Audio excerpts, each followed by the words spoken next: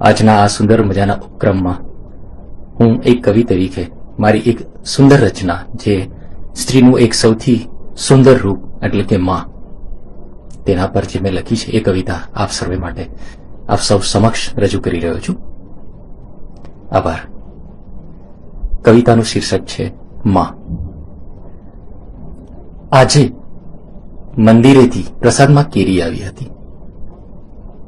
આજે મંદિરેથી પ્રસાદમાં કેરી આવી હતી. માએ તેને કાપી બધા ભાઈ બહેનને વેચી.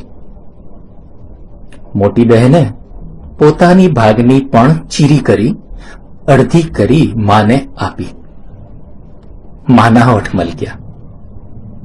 ત્યાં તો ફળિયાના ઝાડ પર બાંધેલ પાણીની ઠીપ પર એક ચકલી પોતાના બચ્ચાઓ સાથે તરસ બુજાવવા આવી. પાણી ઓછું હતું. બચ્ચાઓએ પાણી પીધું. તેઓની માં જોઈ રહી. ત્યાં જ ચી ના જોરથી અવાજ કરી ને બધી જ ફુર ઉડી બીજા ઝાડ પર જઈ બેઠી. કારણ ભીંત કૂદી એક વાનરમાં તેના બચ્ચાને છાતીએ વળગાડી ત્યાં પાણી પીવા આવેલ.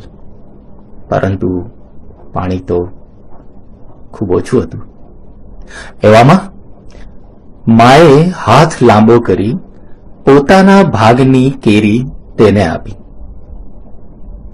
વાનરમાએ એને આજુબાજુ જોઈ, સૂંઘી ને બાલ વાનરને ખવડાવી. ત્યાં નાનકો ભાઈ બોલ્યો, માં, હવે તમે? માએ ઊભા થતા હસતા હસતા તેના માથા પર હાથ ફેરવતા કહ્યું, જય શ્રી કૃષ્ણ, અને લોટામાં પાણી લઈ ઠીબમાં નાખ્યું. ધન્યવાદ.